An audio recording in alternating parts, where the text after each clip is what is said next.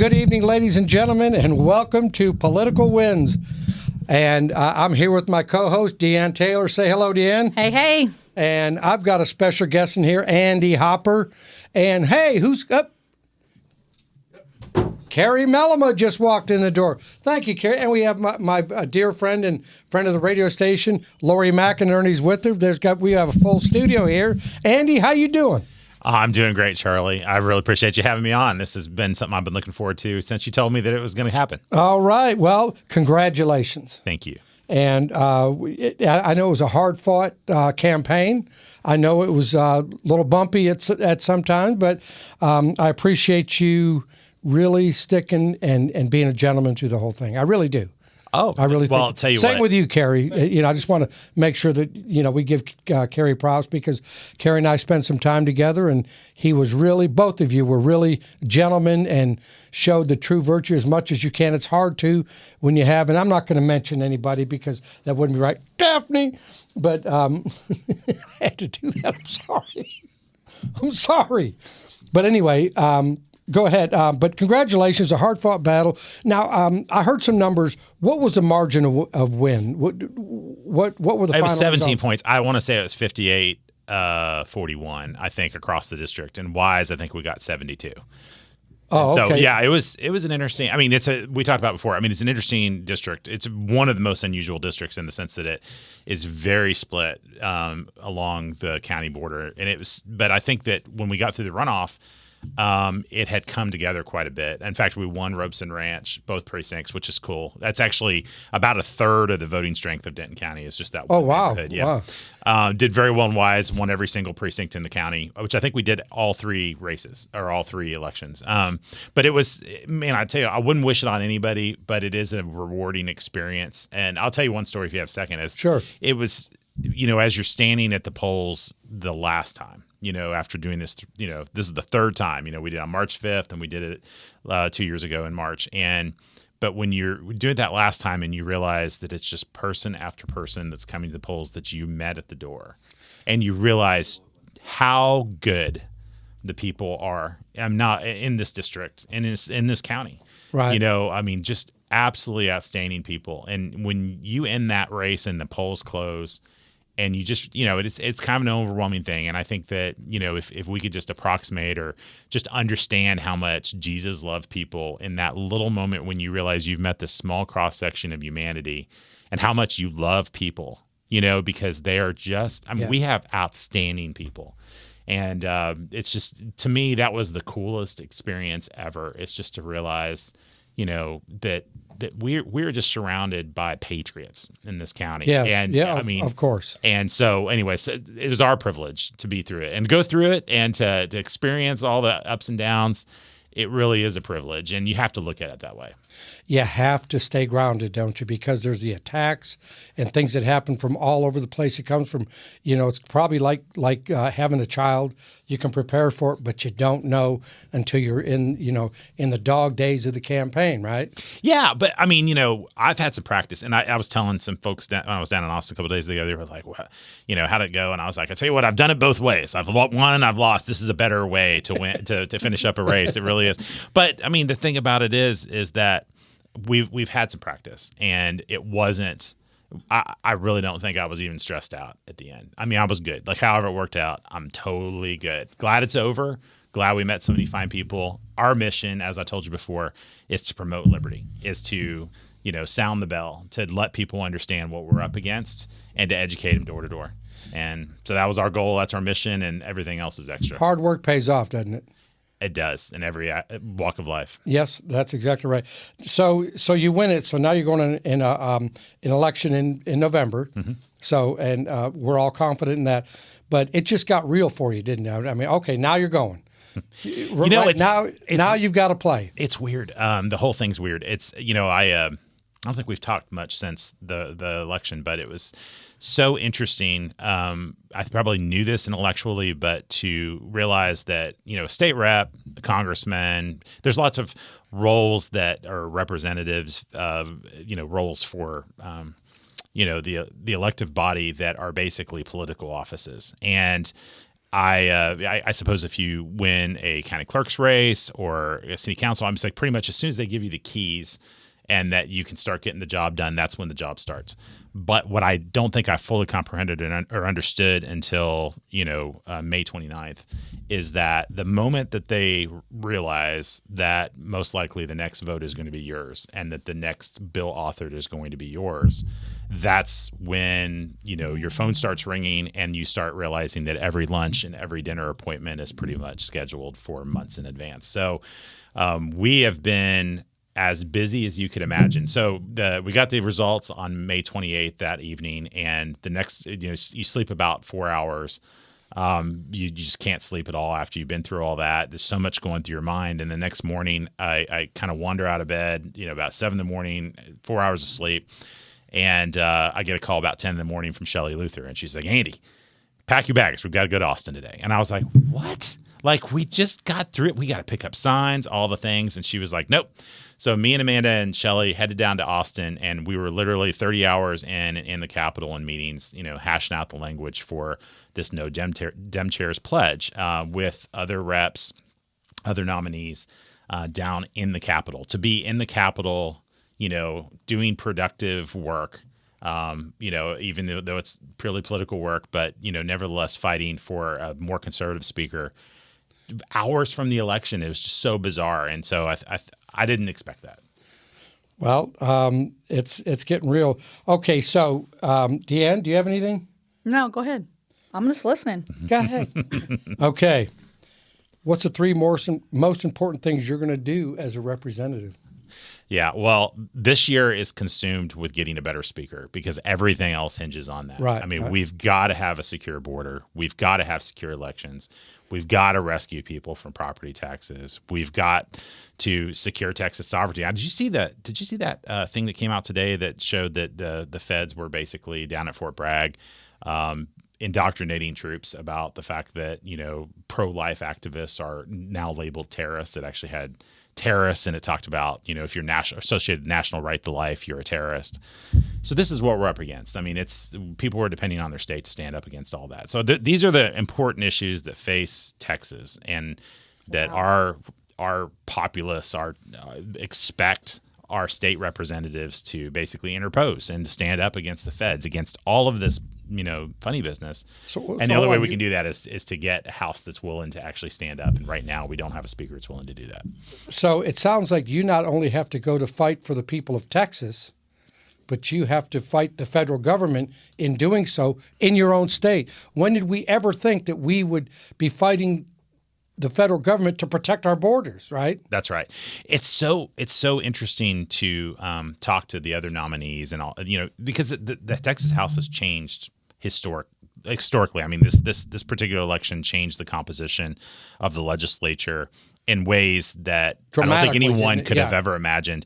But these new folks that are coming in all have the same attitude and ideas that our main adversary for liberty in this country are those that are willing to impose Marxist ideologies upon us forcibly if necessary. And that's what we're up against. The state of Texas, should be the state to lead against all of this tyranny. No one expects Florida to be leading. No one expects any other state but Texas to be the one to basically put forth legislation that protects the people and, secures the border no matter what the feds do. And so that's what we're going to have to do. We're going to have to find creative ways to defund the federal government and to stick it to Washington. Now, the cool part is that when we get Trump in there, we'll have 4 years respite. We'll have 4 years to get our crap together. And that's what we need to do. But we need to take full advantage of that because the federal government, short of a miracle, is not going to somehow shrink itself back into its box. No. And so it's going to go kicking and screaming, and Texas is going to have to make it. Well, just like America is the last bastion on earth, right? Texas is the last bastion in America, right? The place that has to lead, right? I agree. That has to lead. So what are the others doing? What are the other nominees doing? I mean, you guys are developing a coalition probably as we speak, I'm sure. I mean, you're talking, right? Yes. And so it's really interesting to see the inside baseball in this. And I think it's unusual. Like, I don't think that what we're doing right now is something that's done every session. I think that we have such a new group of people that are on the same page, all on the same page, except for a couple that first of all, that scares the tar out of these people. These people do not know what to do in Austin with this new freshman class. But then we have a bunch of folks that are in there, and we talked about this before, that are basically those who maybe aren't as conservative as us. Maybe they've been in the legislature long enough that they've been a little bit cynical about what's in the art of the possible. And we have to bring those people along, that they're with us ideologically. We need to extend the olive branch and get those people on our side. This is the basis of the new Texas Freedom Caucus, essentially. Right, It's right. What we see in Washington, we need the same thing in Texas. And then but when you see these spreadsheets that people are developing of, here are the 5 or 6 categories of people in the Texas House and where they land. People who are like all in for Dade Phelan, people who just want a soft landing, people who want a little bit of a softer landing, people who are against Dade, but they're afraid to say so, people, and you realize. And then you guys, and you're coming in hot, right? Coming in hot. So we have the contract for Texas that, we actually signed before that. The nominees signed that between the March 5th primary and the March 28th runoff. But then, what I mentioned a minute ago, there's a pledge that basically is a little bit more minimalist. It says, you may not agree with all the reforms in the tech contract with Texas, but at least agree that we need Republicans to decide who the committee chairs are and that they need to be Republicans and that we're not going to elect Dade Phelan. If you can at least agree with these precepts that, and we basically got 45 members, I think 46 initially, but I think one's not going to win. But we have 45 members that are basically solidly on that. Now, there's the caucus is 86. So that's more than half of the caucus, which is amazing all by itself. But you need 76 members to basically decide who's speaker. And so there's 2 parts of this. I don't know if you want to get into all this, but at the ins and outs of it is there's 2 votes. There's the caucus vote, which takes place later this year. That's internal. It's quasi-private. It's the Republicans deciding who the nominee is that goes to the floor, and then all the Republicans stick together. The problem is that Dade Phelan could go to the floor and say, you know what, I'm never going to do this again, but I'm going to pull the most sleazy stunt that we haven't seen in a long time. I'm actually going to get the Democrats on the floor to all back me, and then I'm going to get 12 betrayers to basically stand behind them. And we're going to basically get 12 Republicans to elect a Republican, quote unquote, speaker. That's a real fear. And the main thing that we need to do, and this is why, this program and many others, and we need to basically ramp up the awareness so that the electorate is fully aware of the fact that these 12 guys, if they betray all Republicans by backing all the Democrats, they should never be back. Absolutely. Right. Absolutely. But here's the silver lining. The silver lining is, and I think you were going to ask about this, but we have an opportunity to make that gap even harder to bridge. So we'll talk about that. Well, hey, Cary showed up. Congratulations on your win, Thank you. Mr. Sheriff-elect. How you doing, man? I'm doing good. It's good to see you out of Greenwood, out there at the fundraiser. That was a nice. You know what they raised out there? No. $50,000. Wow. That little community, Greenwood, there ain't 50 people in somebody Greenwood. was up there on that stage talking really fast. That was me. That would have been me. That would have been me. But yeah, they raised $50,000. And, glad you were out there. How do you feel? I feel great. The win was good. A lot of hard work.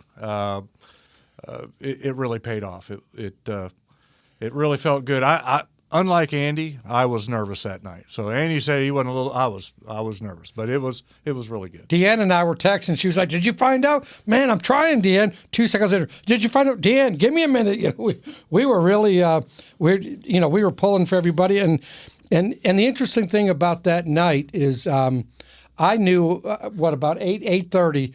I think you were first that we found out about. Yeah, it was him Well, first. it was there early because mine only encompassed Wise County. Right. Yeah. That's probably didn't why. Worry about it, right? But we said, well, all right, good. Well, Cary won. All right, now what's going on with Andy? And then I saw some preliminary numbers, and I thought, and I texted, he's got this. He's all right. We're good. We're golden. I can go to sleep now. Of course, you can't. You get excited about this kind of thing, and but man, I was glad to see you both. I was glad to see Deanne and I are building a show around anti-establishment. We are so sick of just doing it, kicking the can down the road. That's why I believe people didn't like Trump. 2 years, he got in there, and he did what they hadn't done in 30 years. Agreed. Right? He just mowed everybody over, said, this is, why can't we do it? Why can't we do it? And I think you guys are going to do that. What is your first official duty? I mean, Well, it's 5 months away, 5.5 months away. So right now, I'm out throughout the county meeting all the commissioners, the treasurer, the auditors, all the chiefs of police, and building the relationships. That's the only thing I can really do for the next 5.5 months. But that's key. Does that mean I can speed around you and you can't do nothing? No, not yet. Not unless you go through precinct 3, and I'm just happen to be working as the constable. But no, it's a lot of this is going to be built on relationships, and Right. and why not? Why not Coalition. start You now? want to Absolutely. Let's bring everybody back. We're all in the same county, just like you did. I mean, Andy, you did a great job. First of all, I think you built your campaign here, and then you went out, right? I mean, I think that's where it starts. You got to start here and organically, like a church should grow, right? Organically, just you tell you and you tell him, he tells me, I tell Deanne, he tells Lori, she tells I'm a Lori. she. Thank you. Get your pronouns right. What are your pronouns, Deanne? Well, just a quick thank you to the sheriff. The sheriff reached out to me, and we shook hands and let bygones be bygones. But he is interested in a smooth transition, and I have to give him kudos for that. That's As it that's should awesome. be, though, Yeah, as right? it should be. But he has made a good effort to get with me and likewise with him. Well, now, let me ask you, because I don't know exactly how this works. You being House District 64, Cary being sheriff in Wise County, how do you guys work together, or is it just separate and apart after you go to Austin? Andy, who?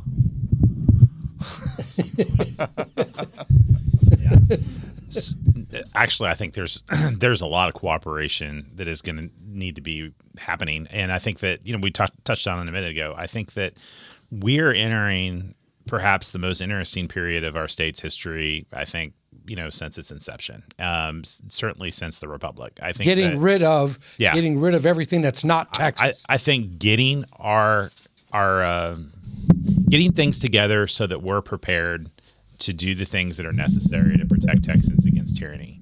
I think I'm really glad that Cary ran on a constitutional sheriff platform because, I think that is the last line of defense. And, Agreed. Having the legislature, Cary and I have talked, I mean, there's some legislative changes that need to happen to empower sheriffs to be able to take all the steps necessary to be able to protect our state. So these are areas that we can stand together.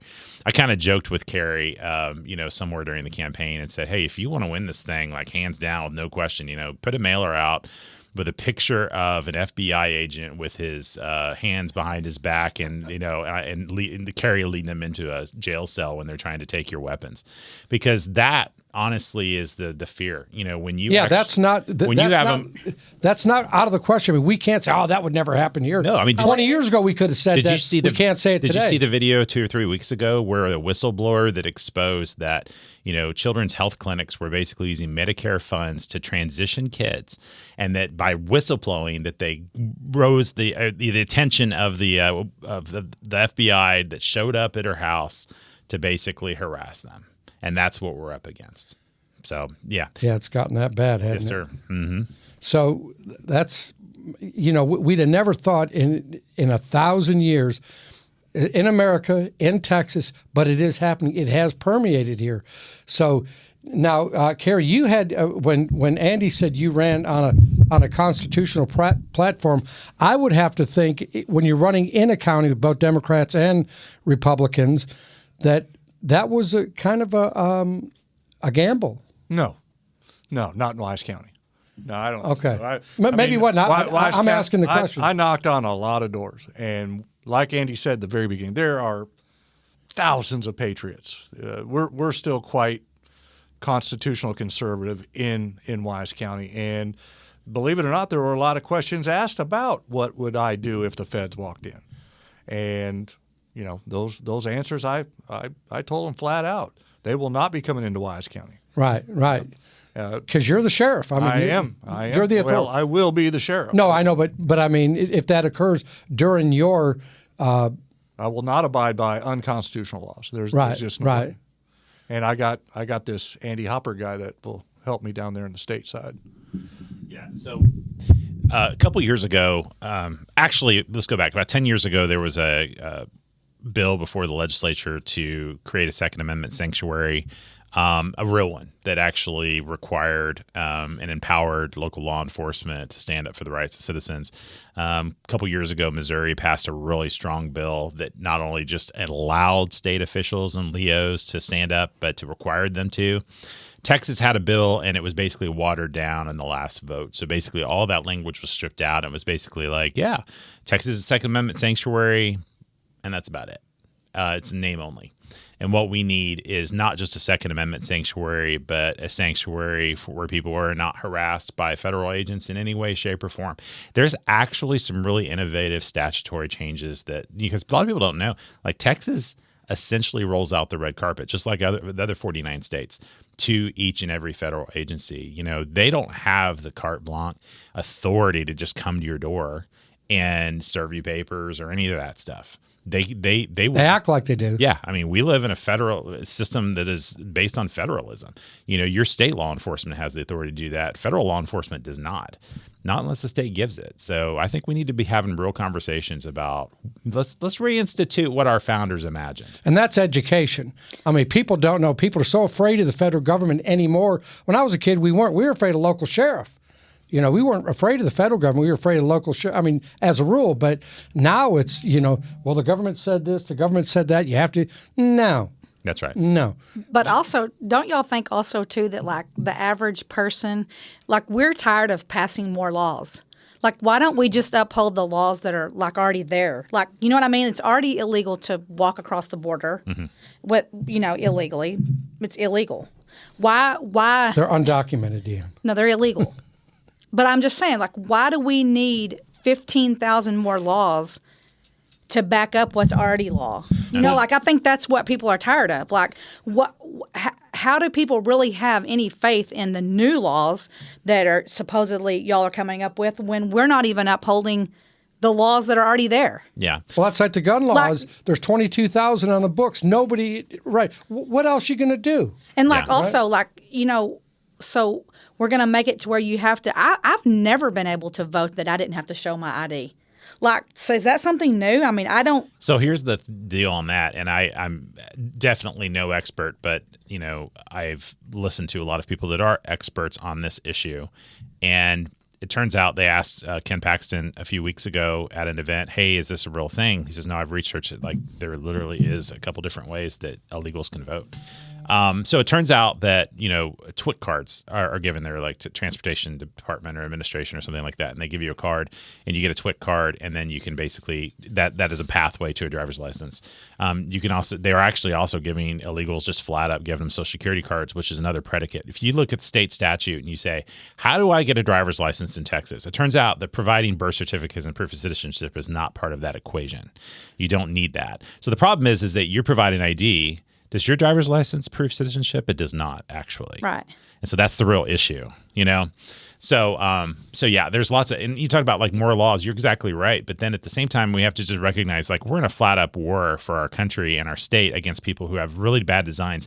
And it's like what they said, you know, during the Paxton impeachment trial, there is no coincidences in Austin. Right. There's just none. Right. Anything happens, you sit there and say, why is this not working? Why is this policy not working? It probably was designed to work exactly the way it's working. And the result that we're seeing is probably designed. So they say, you know, crossing the border is illegal. Well, who's actually going to prosecute that? Well, it's going to be the border counties. Well, who is actually in charge of prosecuting crimes in the border counties? Well, it's Democrat DAs. Those Democrat DAs, do you think that they care? No. Okay, so then at the same time, the Supreme Court basically removes the right of the Attorney General to prosecute lots of crimes, including voter fraud.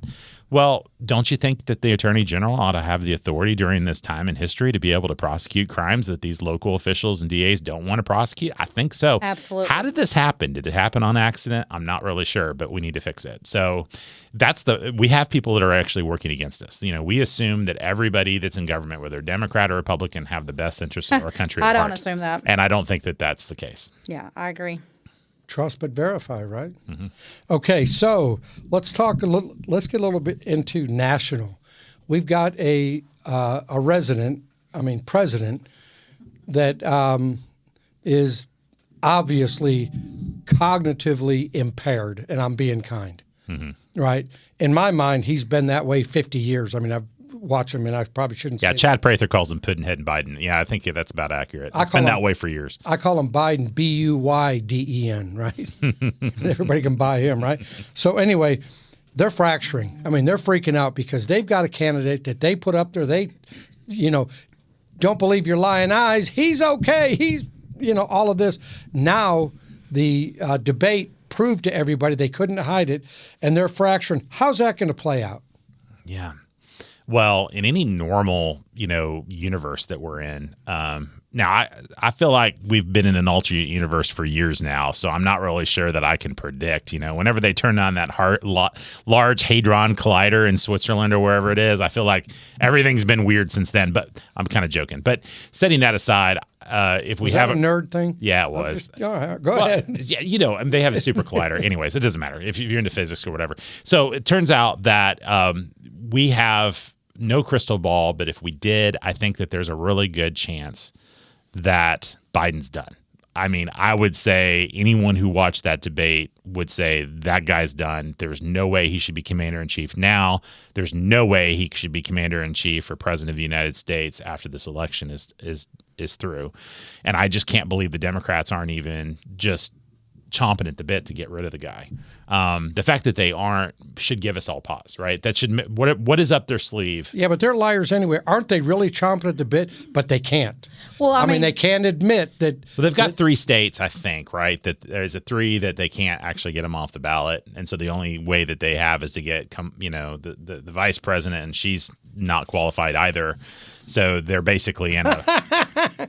Can somebody do? You cannot cackle like her. Yeah, Impossible. Yeah, I just stopped imitating anyone, but yeah, so they're in a rock and a hard place, and so conversely, I think Republicans are in kind of a good spot because the thing is that Biden's basically such a nincompoop at this point that basically we should sail through this entire election without any worries. So I'm going to ask this question because I'm. Come on in. Yeah. We sailed through 2020. Mm-hmm. I mean, what makes me or anybody else think that 2024? I'm thinking the Democrats, they don't care if Jiminy Cricket's on the ticket. Because the only way that they are able, there's no one person that you can put in there to beat Trump because all of the options that are there are just another vote for Biden and his policy. That's why I said, that I think that all things being equal, that we should expect a good result. But it should give us pause that they seem to be fine with him. That should give us real pause because they should be just clamoring to get rid of that guy. And the fact that they aren't should make us wonder what is up their sleeve. Let me ask you a question. Do you think so? Kamala is obviously a DEI hire, right? Black woman. Let's put her on the ticket. We'll get this vote. We'll get that vote. Women. All of a sudden, he gets elected. She's the VP. Nobody likes her. They know she's unqualified. They know that she's unelectable, but they're stuck with her, or are they? I don't think they're stuck with her. You've had VPs. It is totally reasonable for a VP to resign. So a VP could resign, and then she's not going anywhere. I know, she's not. But I mean, these are not good people, and in my opinion, they're capable of anything. So. I mean, if they have a problem, there's a solution. So I don't know what they're willing to do, but I think that, she is not required to stay as vice president. And if she leaves as vice president, they can replace her. Now, you have to ask yourself, why haven't they done that up to now? Why haven't they done? I mean, it seems like an easy enough thing to do. So anyways, I don't know what the future holds. They obviously can get a better candidate than they have because they could literally select a random person in America and get a better candidate. So the fact that they haven't done that should alarm us. That's why I say I keep beating the word drum is that we cannot rest on our laurels and say that everything's going to be fine here in Texas. We have to use every opportunity and be as tenacious and as persistent as possible to make sure that we provide, safeguards for freedom of our family and our state. And because we don't know where this is heading. But I do think all things being equal, we should feel pretty good about the outcome of that debate because it was absolutely laughable. But what's frightening to me is the fact that people actually watched that debate and they were like, oh, this guy's got a problem. Like, where have you been? Where have you been? I mean, it's like if you were literally watch that debate, and then like you got that what's his face, George Stephanopoulos or whatever his name is. Now he's come out after interviewing Biden. He's Obamanopoulos? Like, he's like, he's not qualified, and it's like, what? Where have you been? Yeah. Like, but what gets me is, do you really need the media to tell you that? Because if you do, God help you. Mm-hmm. You shouldn't have to have the media. You should have known. Like you said, 50 years ago, there was something wrong with the guy. Well, he's been a liar his whole career. Everything said he graduated in the top half of his class. It reminds me of that movie where Goldie Hawn got shot in the butt in Washington. And then they went to her home. She became a hero, and they went to her hometown. And she graduated the top 75% of her class. It was kind of one of those things, trying to make it look good. I was one of those kids that watched Meet the Press on Sunday morning, and Biden was always on there. And when he was a younger man, and he seemed like he wasn't incapable of speaking at the time. You know what I mean? But he definitely wasn't presidential material, in my estimation. No.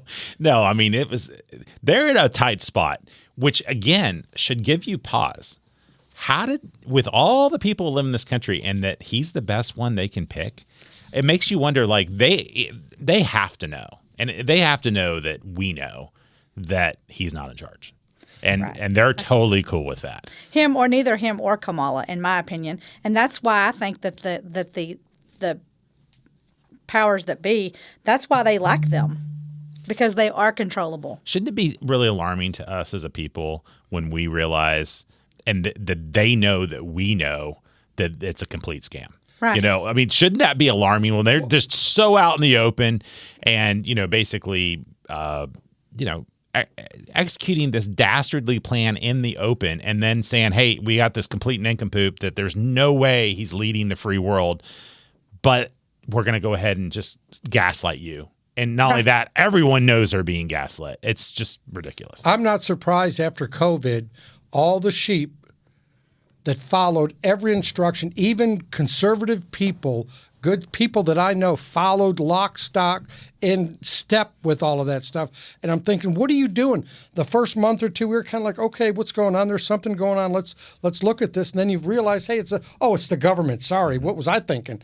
And so it doesn't surprise me that people follow this guy, especially the Democrats. They don't care. They just want the gimme, gimme, gimme, right? Right.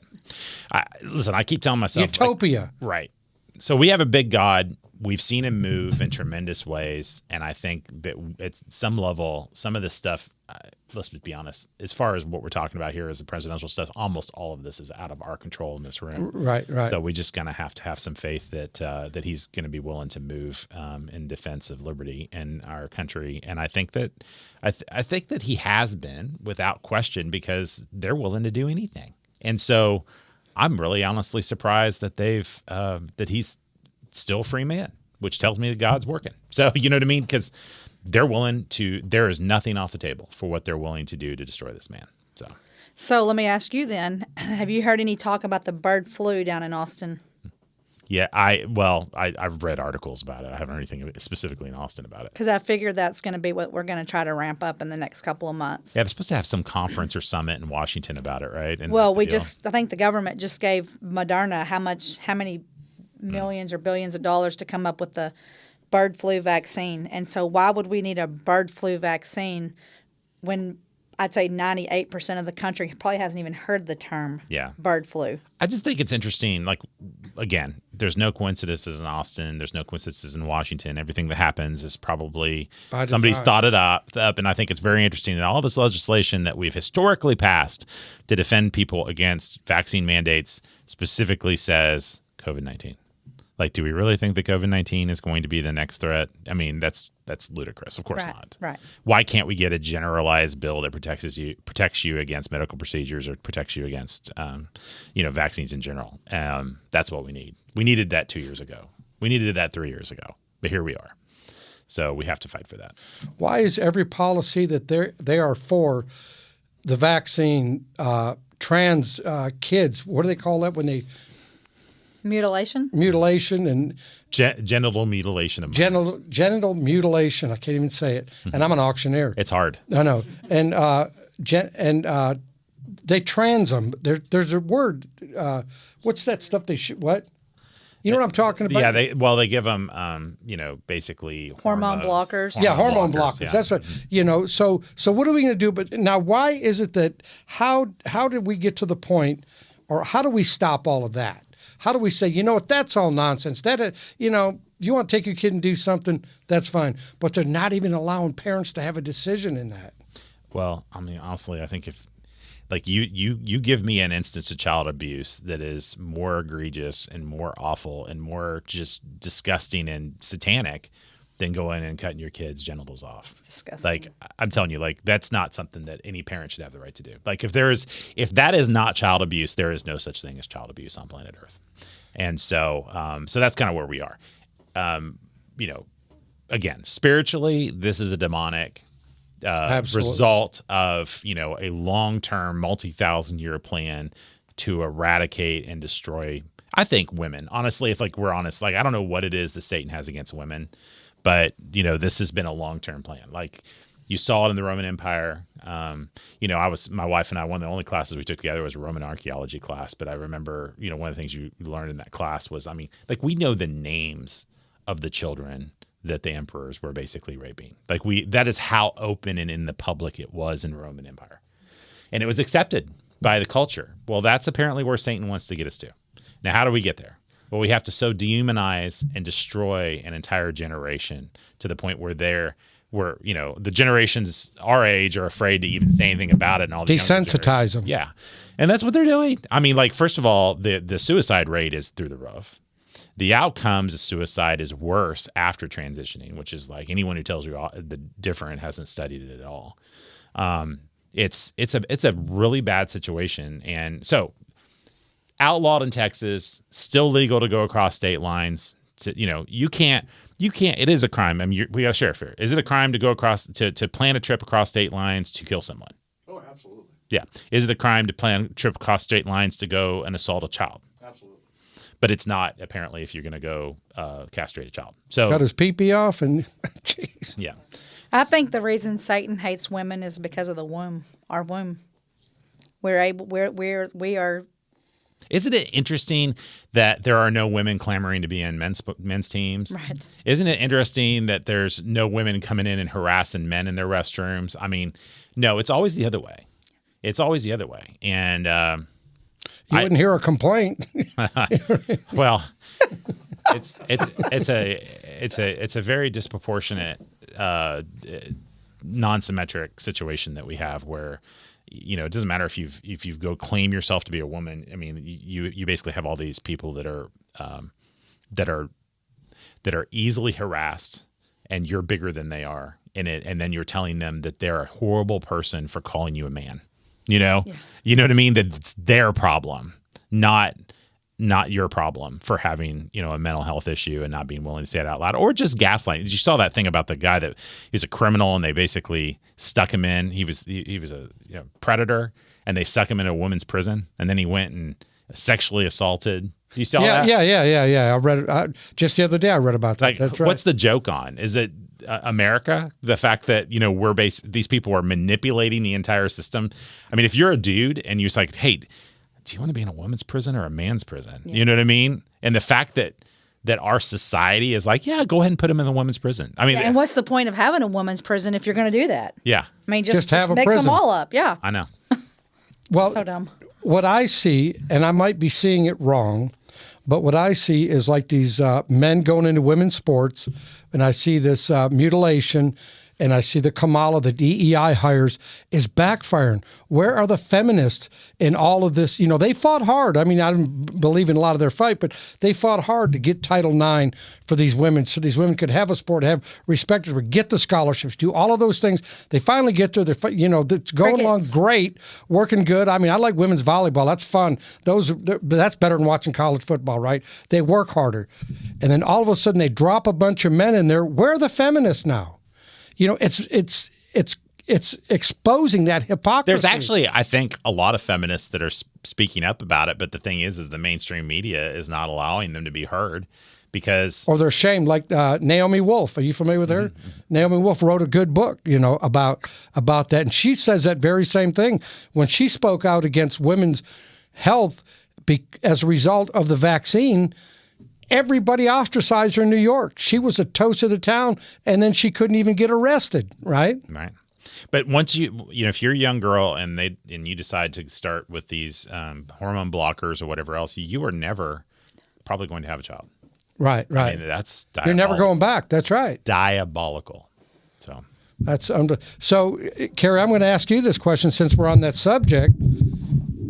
Decatur, Texas, you get some, weird people coming in here and they want to pull this stuff. What do you as a sheriff do? Well, if they're breaking the law, we go get them. Absolutely.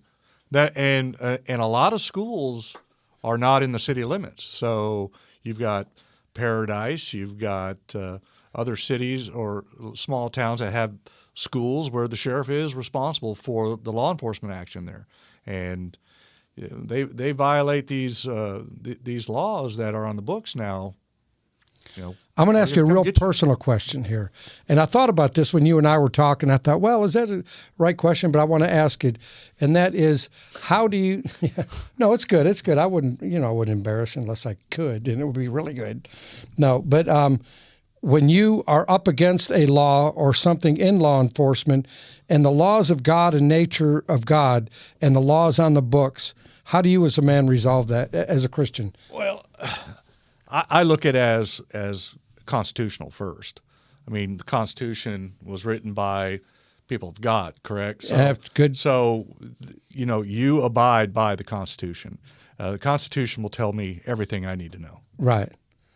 So we had a show on that. I think Mike and I did a show on that for 4th of July about how the Constitution, it was no matter what they try to tell you, gaslight you in there, it was written by people based on, and it started 500 years before that. Nobody knows that. Mm-hmm. The Magna Carta. It was all about that with the Knoxes and the Gills and the Luthers and the Wycliffes and the Tyndales, all of those people, Zwingli, all of those people had those ideas. Jan Hus, same thing. They all had those ideas. Our guys didn't just come up with it one day. Jefferson just didn't, sit down and write a thesis. It was all stuff they started with the Magna Carta saying, hey, people have rights. And I think you're exactly right. Our Constitution is based off biblical Christian values. That's right. And so if you follow the Constitution, that's a good answer. So it amazes me that we are actually having a conversation about men playing in women's sports. And you brought up the point, why do we need to make more laws? Well, because they keep coming up with stupid stuff. Right. Yeah, that's true. Who would have thought we would need to even discuss that? Who would have thought that we would have to do this? And that I think is probably an answer to your question, because they keep coming up with ignorant stuff that we have to thwart. Sad. It's sad. I think what Deanne was talking about, and Deanne, correct me if I'm wrong, is okay. I'd love to.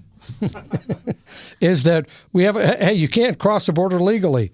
Okay, we have a law. All of a sudden they do another law. You can't cross the border legally. Right. Okay, you can't carry a gun in a hospital.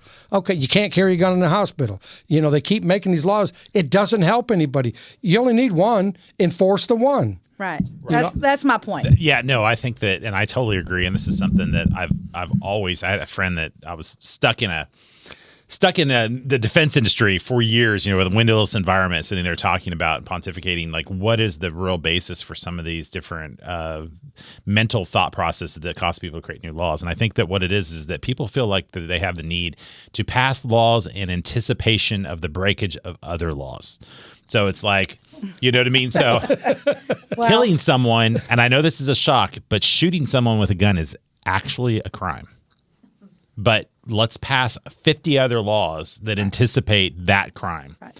And as if that somehow helps the problem. And that's what I think Democrats and squishes like to do. They like to basically pass laws and go back to their district and tell them that they want something. Now, that was the historical reason. I think today you actually have people passing laws with diabolical intent, that they have secondary concerns, and now we end up passing laws. Just like break down a society. That kind, yeah. Just like when there was somehow no one mentioned or no one saw that the historic election integrity bill of 2021 managed to turn voter fraud from a felony to a misdemeanor. Like, no one saw that. And then like I say, it's an interesting thing. Like, there are people with bad intent. There are people who know that if we pass a law that says that, you cross the border, it's illegal. They know that if they don't also fix the Attorney General's authority, that's going to have a detrimental effect. One of the things that we've been talking about, and we're working with a really, really smart fella to try to develop a lot of these ideas into legislation. Turns out you're already putting bills into the Ledge Council. You're just a Republican nominee, but this is the job, right? You already have to get these things in the summer.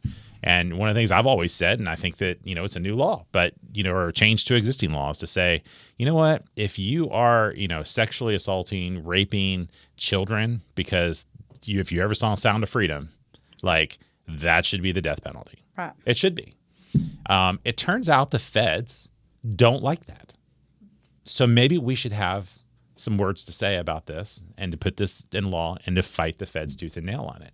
You want to defend why it's not a capital crime to go and be either a customer or a human trafficker that's moving kids into these horrible environments where their lives are absolutely ruined long before they even get started. Because a lot of them are probably in on it. Mm-hmm. If you want to get down to it, that's why they have a problem with it. Well, something you said about defend, nobody is holding the feds and those people accountable and saying, hey, you defend why you're doing that. You tell the American public why you're doing that. Nobody's doing it. They're sneaking these things in, stuffing them in these bills and doing it, in the middle of the night. You defend. Now we've been on defense as conservatives. We've been on defense far too long. We need to get on offense. This is why we're going to put this language in there so this does not happen. Right. Right. And you can't say it, out loud, but with those people, you get rid of a couple of them, the rest will start to stop. Right. They don't fear law anymore. They don't fear juries anymore. They don't fear prison anymore. They don't fear punishment anymore. They must fear punishment. When you talked about the kids about that, I like the biblical concept. Put a millstone, right? That God says it's okay for me. If it's okay for God, I'm on board with that. And the millstone's 3 foot wide, 8 foot tall, and about 30,000 pounds, right? Right. Put that around his neck. He ain't coming back. That's the kind of thing we have to do. But you can't say that out loud. Right. Right. It's government's one job is to enact justice. Right. And when justice... And that's happening. Yeah. Yeah. As a business owner... Yeah. And as a business owner, we install septic systems, house pads, all that fun stuff. And what gets me is in Wise County, you can't... A person can own 300 acres of land, and you can't go put a septic system in without paying for a permit. You don't even have, which whatever, that's the law, that's fine. But then down on the border where people are defecating and tearing up people's ranches and breaking in, they can't even defend themselves. Like, that's the kind of stuff that I'm talking about that I think the average people are tired of. Yeah. Like where has the common sense of things? There's zero common sense anymore. No. Like I say, the central role of government is to protect the liberty of the people. And that means providing an atmosphere of justice where people aren't afraid of even just going out, like that they're not worried about being assaulted because there's tent cities in their state capital. This is not protecting anyone's liberty. And that has to be the refocus, because I think that at this point you have a lot of people who are basically just probably the kindest way to say is that there's a failure of imagination. People have failed to have any sort of idea about what changes we can actually enact to bring us back to where we need to be and where our founders were. And don't worry about offending anybody. Right. Back in the, I want to say the 80s or 90s, when Rudy Giuliani was running for mayor, New York. I used to spend a lot of time in New York. I was up there, and you couldn't even go to Times Square. I'd get like Solomon Brothers or somebody to give me tickets to a play when I went up there. I'd have a guard. They'd say, hey, meet here. This guy's going to take you. He's going to wait for you. And he's going to bring you back to your hotel, right? Fine. that was just the way of it. And all of a sudden I hear Rudy Giuliani. I'm late at night. I'm listening to the news. He said, "I'll clean up Times Square. I will clean it up. Don't you question my methods, but I will clean it up." And by gosh, 2 years later, after he got in, and right away, the day he got in office, the next day, cops get out. Frisk. That's stop and frisk. Stop and frisk, and he did, and all of a sudden, a year, 2 years later, you're going down Times Square's lit up, man, and you're going to shows. It's safest place around. All of those things. All of a sudden, you got the not so Sharptons of the world. Hey, Reverend Sharpton. That guy, I don't know. I like that guy. Right? He's just such a clown. That's why him and Biden are friends. But he come out and he says, if he'd have been in Jesus' time, he'd have threw Jesus in jail because Jesus was homeless. And this guy, I mean, that's the kind of pushback you get, and people believe that. And look at New York now. And I'm not trying to get offset, but you understand. I mean, I understand the ridiculousness of some of these laws, but I've witnessed that stuff. Why does Louisiana and Oklahoma, why have they brought back the 10 Commandments into the schools and Texas has not? Right. I'm scratching my head on that one. We're supposed to be the leaders. What is going on there? Hey, another legislation for you there, Andy. Come on, man. We get it. On it. Yeah, absolutely. We have a chance because these things, I believe that particular bill, there was a bill to do that, and I think it passed the Senate, died in the Texas House. Who was in charge of the Texas House? Who's going to be in charge this time? That's why that's why it's important. It's so important. Yes, yes. So I was able to go before Sid Miller years ago when I was turning dairy cow manure into methane gas, right? So what we wanted to do was in Texas, they pay their taxes, then they get so much back to gas producers, right? So we decided, can you give us some back? I mean, can we be part of that coalition? It passed. I spoke before them. It passed. It went really good. It died in the Senate. It was a Democrat Senate. Even though they didn't like natural gas, they didn't like none of that stuff. This was cleaner and better. It wouldn't do it. Somebody bought us, and I'm thinking I'm probably 0.000.001% of what's going to be put in the pipeline, and you can't give me $18, right? I mean, it's about a month. We just wanted to get it in the open, It's ludicrous. My goodness. Well, so that's the kind of common sense approach to things needs to happen again, and the will of the city. People are too afraid to offend anybody. I'm glad I never had that problem. Right. Really, I mean, but the Lord taught me to not enjoy the rudeness as much as the boldness, right? I mean, in other words, I was young. I couldn't wait to offend somebody, especially when I would, have these political conversations. But I think that we have to have that common sense approach. It's not that difficult, is it? No, it's just how do we turn that tide? Yeah, well, it requires courage, and I kind of understand, a little bit better. I think that we've been doing this long enough. I probably could have explained this a couple years ago, but to see it with your own eyes, there's a phenomenon that happens when you're interacting with people who are in government and have been for a bit, that they're kind of overcome with, if I do this, here's the political consequence. Here's what's going to happen. I don't want to stick my neck out unless there's a payoff. I don't want to expend political capital for no reason. And so the end result is that you end up deferring to everybody else on the decision of who's going to be brave. And then it's like, okay, well, you go through that and get all the votes together. And if you decide that you could pull this off, let me know and I'll sign on to your bill. Instead of, I think it's the right thing, I'm going to sign on one way or another. I know this bill's not going to get passed, but I'm going to submit it anyway. Wilberforce. Did you ever watch? It was actually Amazing Grace was the name of the movie. It was the guy that was in X-Men that actually played on. I can't remember his name. No, it wasn't him. But I'm watching Hogan's Heroes. You should go watch it. So it was made about 10, 15 years ago. It's called Amazing Grace. It was actually about.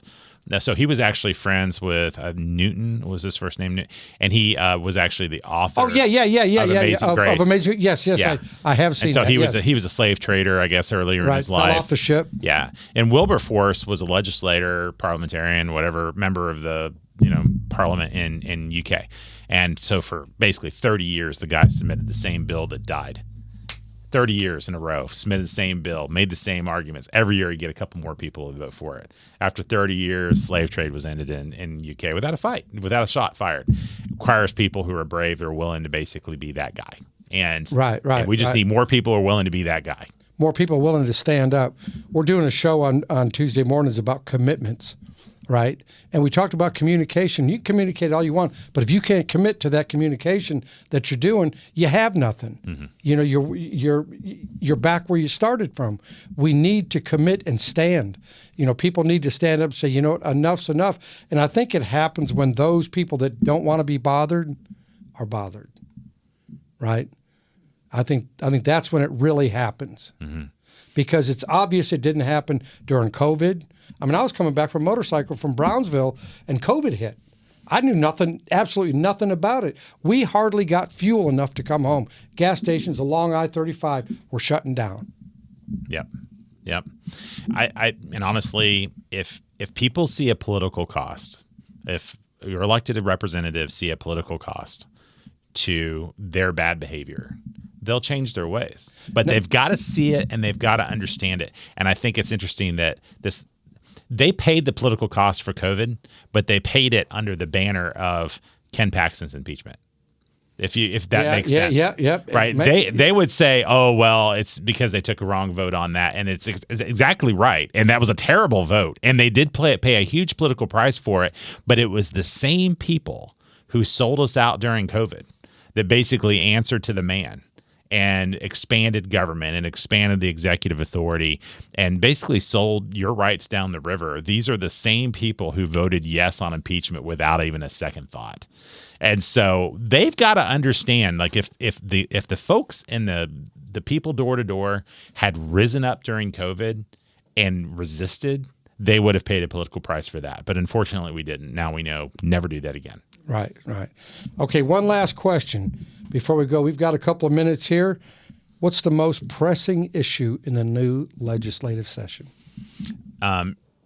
So, you know, I'm a 10A guy. I mean, it's the border. It's securing us against the feds. 10A. It's 10th Amendment. Oh, okay. Yeah. Okay. Yeah.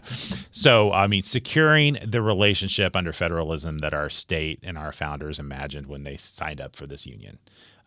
Getting us back to the idea that your state government is sovereign.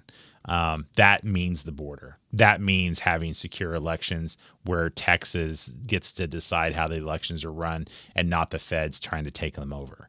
That means, a state that has the largest supply of natural gas and oil that gets to exploit it and doesn't have these arbitrary and capricious decisions to basically limit your LNG exports, during which affects Wise County greatly, by the way. Right. Oh, sure it does. Yeah. I mean, all of these things that we're talking about, whether it's the sex and slave trade across the border, whether it's, these are all related to federal malfeasance and tyranny. And the only way we're going to get back to where we need to be is to have brave people that are willing to push the envelope, just like we're seeing in Oklahoma, just like we're seeing in Louisiana, we're seeing in Florida. Texas has got to lead. So I think these are the issues. But the first issue that's going to allow all these other things to happen is to get a speaker that is willing to stand up, or at least to get out of the way and let the representatives stand up and not basically cut them off at the knees. I think we have a really good chance of doing that. I think it's more likely than not that Dade Phelan's not coming back. The thing we need to make sure of, and this isn't just me, it's not just the people that I work with, this is everybody that's listening to this program. We have got to create such a frenzy by the time we get to January that everybody is acutely aware that the most important thing happening in Texas is that speaker vote. They need to be down in Austin. Yes. There needs to be such an outcome that is going to be impending upon the people that would be otherwise be traitors and join the Democrats, that they'll be so scared that they're not able to do it. And that's what's going to change the tide, because what we're hoping to do is to change the way that the speaker is selected forever in the state, from the point that it is basically the opposite party basically buying off our speaker, to the point that our Republican Party has the guts to say, you know what, we're not going to listen to what they say. We're going to pick our speaker, and we're going to vote for our speaker. We won. We're doing that. One last question for you, Cary. We talked about the trafficking and all of that kind of stuff. Have you thought about that, like in Wise County and things like that? Sure. Is there things they can do better here? Well, I haven't got in depth. Oh, I know. on the I'm just sheriff's asking side, you but I've been. I know you've thought about it. Well, I've teamed up with the Yacoboyans ministry. The Yacoboyans, if y'all haven't heard, that ministry is one of the largest, most involved ministries in the United States, trying to get to the children before they're trafficked. And I've done 2 seminars here in Wise County with that ministry. So we're tying in with Sheriff Wayburn and other sheriffs to get together to come up with plans to thwart human trafficking. So that's Get ahead of it. always get ahead. You always get ahead of it. So it's out there. We know it's out there. We just have to get together and take action. Do you think you'll get pushback from the federal government? I don't care. I love that the answer. federal That's government- exactly what we need to hear. That's exactly what we need to hear. We're Texas. We're our own sovereign state. We can do our own. Carrie, thank you so Oh, much. my Thank pleasure. You for I love dropping being in. here. Thank you. Man, I love you being here. Andy, thank you. Congratulations to both of you. Thank you. Man, I'm excited about what's going to happen in the future. Anything that we can do here, get out the vote. Everybody go vote. If everybody that's a Republican will vote or a patriot will vote, it'll landslide this whole country, won't it? It will, and we have an opportunity. So this will be the first time, I think, in recent history in this century, that Wise County will be presented with a non-statewide office with a Democrat on the ballot. And I think the thing we need to show them in Wise County is to get that general vote out to at just stratospheric levels. Right. We can turn this district that is 62, 63%, Republican between HD 64 and Wise in the northwest portion of Denton County. We can make that a 70% district. And we can do it here in Wise County. So that's our challenge, is to get that general vote out so that the Democrats never mess with this district again. Ladies and gentlemen, Andy Hopper, Cary Mellema, 2 fine gentlemen that are going to do great things for the state of Texas. Lori, thank you for joining us. Sure. Thank you. Lori's a dear friend of mine, and she's a Politico like we are, smart as a whip, smarter than I am. That's why I don't want her as my guest, because it makes me look bad. No, but hey, guys, thanks again. God bless y'all. Thank you for tuning in to Political Winds. You can hear it rebroadcast every day from 10 a.m., at 11 a.m., I lied, and 9 p.m. God bless you. God bless you, Andy. God bless you, Carrie. Good luck. Take care of us. Peace. Peace.